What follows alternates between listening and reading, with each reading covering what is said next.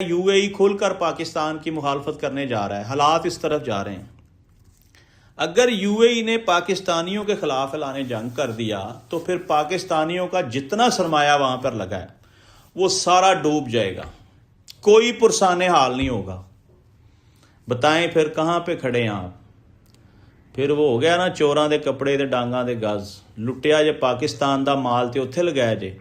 ناظرین یہ میں کلیئر بتا دوں کہ جتنا پیسہ یو اے ای میں پاکستان سے گیا ہے، جس طرح بھی گیا ہے، وہ ٹوٹل منی لانڈرنگ اور چوری کے ذریعے گیا ہے۔ چوری کر کے یہ پیسہ وہاں لے کر گئے ہیں، اور اس پیسے کا اگر اب یہ ان کا ضائع بھی ہو جاتا ہے تو انہوں نے کہڑا پیو دا سی، انہوں نے بھی لٹیا ہی سی۔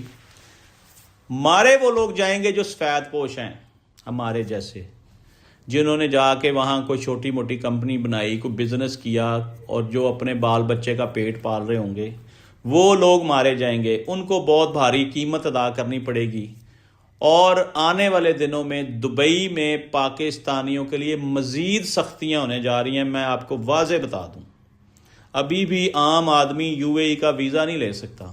انہوں نے اس کو امریکہ کینیڈا کے لیول پہ پہنچا دیا کہ جیسے وہاں پہ کوئی سونے کی کانیں ہیں، یا وہاں سے کوئی مفت میں پٹرول ڈیزل ملتا ہے جو لوگ آ کے اٹھا کر لے جائیں گے۔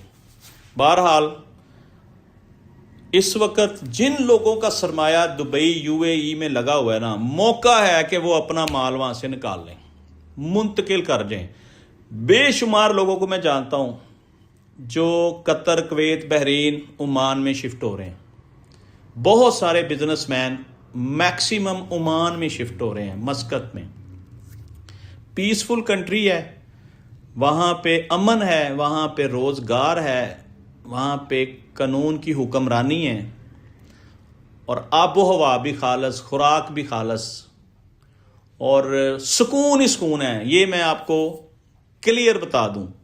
ابھی بھی موقع ہے کہ آپ اپنا تمام زر مبادلہ یو اے ای سے ریموو کر لیں، بے شک پاکستان لے آئیں، بے شک ادھر چلے جائیں، وہاں آپ کا پیسہ سیکیور نہیں ہے۔ اچھا ناظرین، اس سے اہم اور خاص بات